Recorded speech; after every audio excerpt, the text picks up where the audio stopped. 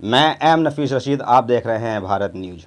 पूरी दुनिया के अंदर हिजाब को लेकर अलग अलग प्रथाओं के हिसाब से कई बार मुद्दा बनाया गया है और अब के जो बना है वो बना है भारत में। दुनिया की अगर मैं बात करूं तो दुनिया में हर जगह जीत महिलाओं की उनके मुद्दे पर हुई है। क्यों? क्योंकि महिलाओं का और पुरुषों का जो कहा जाता है कि भाई दुनिया में दो ही समाज हैं, एक महिला समाज और एक पुरुष समाज। तो महिला की ज़रूरतें अपनी अलग होती हैं, पुरुष की ज़रूरतें अपनी अलग होती हैं, ऐसे ही देश के हिसाब से भी अलग अलग होती हैं। तो कुल मिलाकर आज भारत में हिजाब एक मुद्दा बन चुका है और कानून का जो बताया जा रहा है एक्टिविस्टों के द्वारा, उस पर कई लोग अपनी अपनी प्रतिक्रियाएं दे रहे हैं और कह रहे हैं कि महिलाओं का मौलिक अधिकार है बुर्का पहनना, हिजाब पहनना, और कुछ कह रहे हैं कानून में तो आता ही नहीं है। और ये भी कहा जा रहा है कि इस्लाम की एक यानी कि बुनियाद नहीं है ये, यानी कि इस्लाम का वो अरकान जिसे कानून कहा जाता है शरीयत का, ज़रूरी नहीं है कि सभी महिलाएं बुर्का पहनें। हाँ, ये भी बात करेंगे कि पहनती हैं नहीं पहनती हैं। मेरे साथ में सादाब हैं जो कि आदम सेवा चलाते हैं, सोशल एक्टिविस्ट हैं, वक्त वक्त पर इस्लाम से जुड़े बातों पर यानी कि अपनी बात रखते हैं। कई बार मैंने भारत न्यूज़ पे इनको दिखाने की भी मेरी कोशिश रही है और सवाल भी मैं कर चुका हूँ। स्वागत है भारत न्यूज़ में आपका। शुक्रिया बहुत बहुत।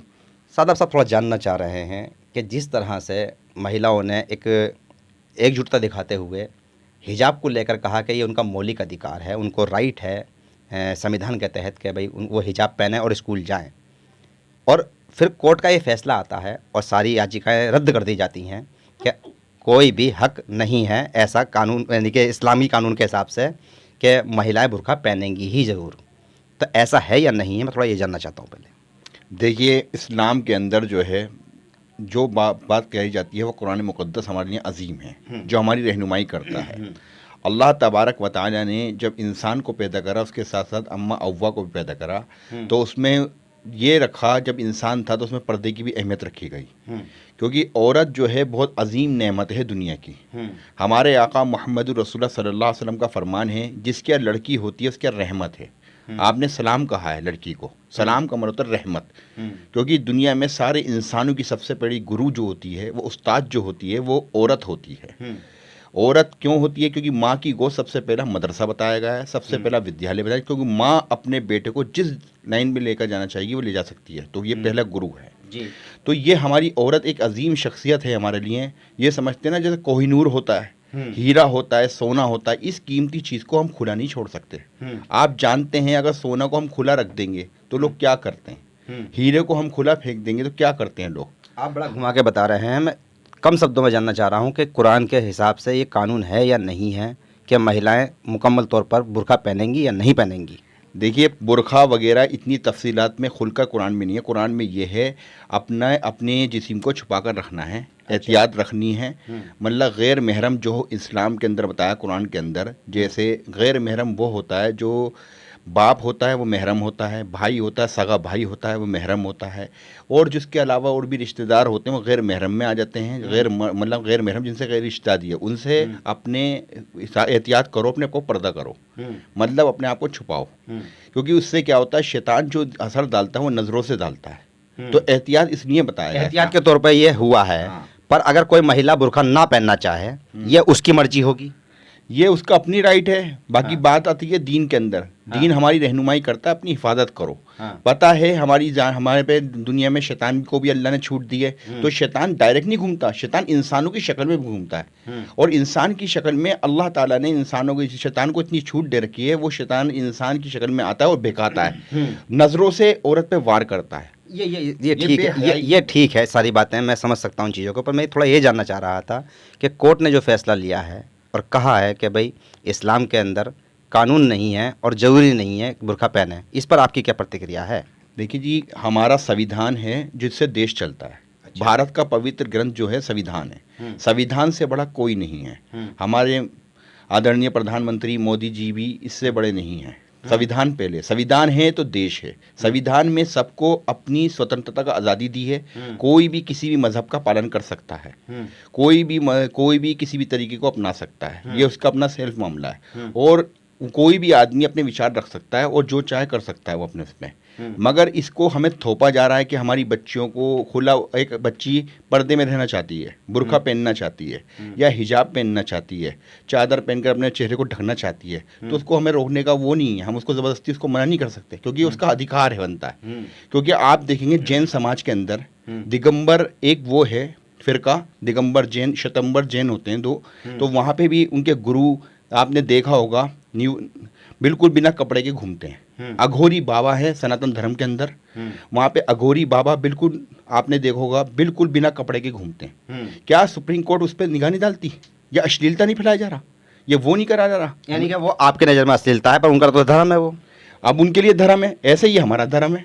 अच्छा, इसका अगर मतलब आपकी आस्था इस बुरखे में है, हिजाब में है। हाँ, हमारी आस्था है हमारी बच्ची की इज्जत आबरू सेफ रहे, और हमारी बच्ची चाहती है, हमारी बच्ची चाहती है मैं पर्दे में रहूं, मैं वो रहूं, तो ये उसका अधिकार है। हम उसको थोपा थोड़ी जा रहा है। अब इसको तो हमें घुमाकर ये बताया जा रहा है, कट्टरता कहीं का कहीं मुद्दा बताया जा रहा है। देश के अंदर एकता अखंडता को तोड़ने का काम करा जा रहा है, मतलब सांप्रदायिकता फैलाई जा रही है, जबरदस्ती की बात आ रही है। ये बातें शुरू से देखेंगे आप कल्चर। अब्बास नकवी मंत्री हैं और उन्होंने कहा कि बड़ा प्रोपेगेंडा था ये, एक तरह से दंगे कराने की आशंका थी, और इनको कहा गया कि ये आंदोलन जीवी महिलाएं थीं और एक प्रोपेगेंडा रच रही थी हिजाब की आड़ में। नहीं, ऐसा कुछ नहीं है। देखो, अपनी आवाज़ को उठाना चाहिए। किसी को अगर कोई तकलीफ़ होती है, देश ने हमें राइट दिया है, अधिकार दिया है कि हम अपनी बात को रखें। अगर सरकार अपने अगर पक्ष में है तो सरकार मालिक नहीं बन जाती, तो विपक्ष में चाहे हम सरकार से अपनी मांग को रख सकते हैं, ये हमारा राइट बनता है। और कोई इंसान कोई थोड़ी है किसी को अपने विचार पसंद नहीं आए, सबके विचार का सम्मान है। भारत एक धर्मनिरपेक्ष देश है, इसमें सब धर्मों का पालन का, अपने व्यक्तियों को अपने अधिकार करने का अधिकार है, जीने का अधिकार है, सब चीज़ का अधिकार दिया है। अपनी मर्जी से काम कर सकता है, अपनी मर्जी से कोई सा भी काम कर सकता है, बस वो कानून के खिलाफ नहीं होनी चाहिए। अब ये बताइए, एक बच्ची अगर पर्दा रखती है तो इसको इतना इशू क्यों बढ़ाया जा रहा है? ये ऐसा ही हो रहा है कि हमारा देश में से मेन मुद्दों से माइंड को डाइवर्ट करा जा रहा है। क्योंकि हमारा क्या है, आज देश के अंदर बेरोजगारी इतना बड़ा मुद्दा बन चुका है, उससे हटाकर देश की इकोनॉमी कहाँ जा रही है। देश में आप खुद देख रहे हैं कैसे कैसे लोगों के काम धंधे खत्म हो चुके हैं, बस इसको डाइवर्ट करना है मुद्दों को। अच्छा। अब ये बताइए इससे क्या क्या फर्क पड़ता है? कोई आदम सेवा संगठन चलाते हैं, मैं थोड़ा इस पे जानना चाह रहा था कि जब आदम सेवा संगठन चलाते हैं तो घर घर जाते होंगे, तो महिलाओं की क्या प्रतिक्रिया है इस पर? देखो जी, महिलाओं की अपनी प्रतिक्रिया ये है कि महिलाएं चाहती हैं हम अपने बुरखे में, हमारी जो परंपरा चलती हुई आ रही है, हम अपने पर्दे में रहें, हम रहना चाहती हैं। और कुछ महिला ऐसी हैं जो अपने बिना पर्दे के रहते हैं, उनको भी हम नहीं टोक रहे भाई। एक हम इसको ये थोड़ी कह रहे हैं कि आप इसको बिल्कुल लागू करो। कोई बच्ची अगर पर्दे में आकर इस कॉलेजों में जाना चाहती है तो उसको रोकने का क्या मामला है?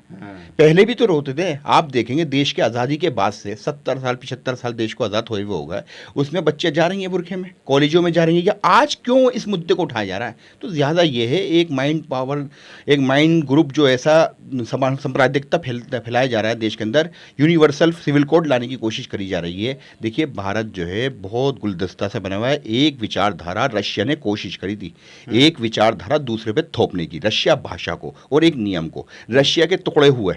अगर आज ये विचार को अगर थोपा जाएगा तो देश के लिए बहुत बड़ा खतरा है। तो मैं देशभक्त होने के नाते, मैं देशभक्त न होने के नाते मैं इसलिए कर रहा हूँ, मेरा संविधान मुझे अधिकार देता है, कोई आदमी देश की अखंडता एकता को तोड़ने का काम कर रहा है तो मुझे उसके खिलाफ बोलना है। और मैं इस मंच के माध्यम से नफीस सलमानी साहब का बहुत बड़ा शुक्रगुजार, उन्होंने मुझे बुलाया, भारत न्यूज़ 24/7 के माध्यम से मैं कहना चाहता हूँ ये देश को तोड़ने का काम हो रहा है, ये बहुत गहरा है। आज देख रहे हैं कि मुस्लिम महिलाओं का मसला है, कल कोई नहीं बचेगा।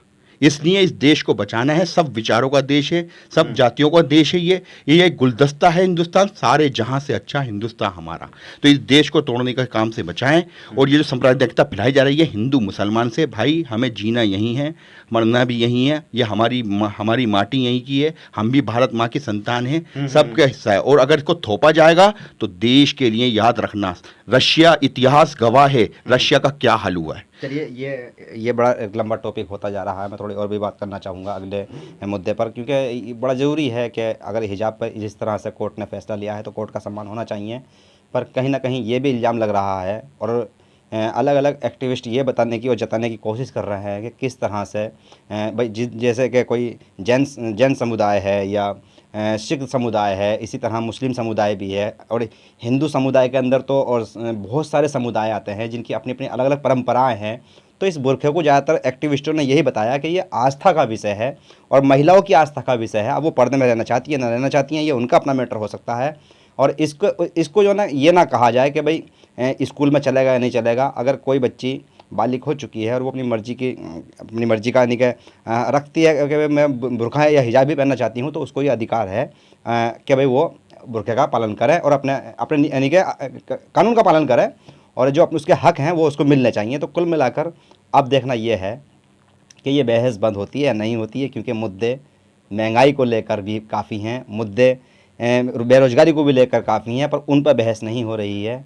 बहस हो रही है तो सिर्फ ये कि पार्टी और सरकार बची कैसे रहे। मैं एम नफीस रशीद, आप देख रहे थे भारत न्यूज़।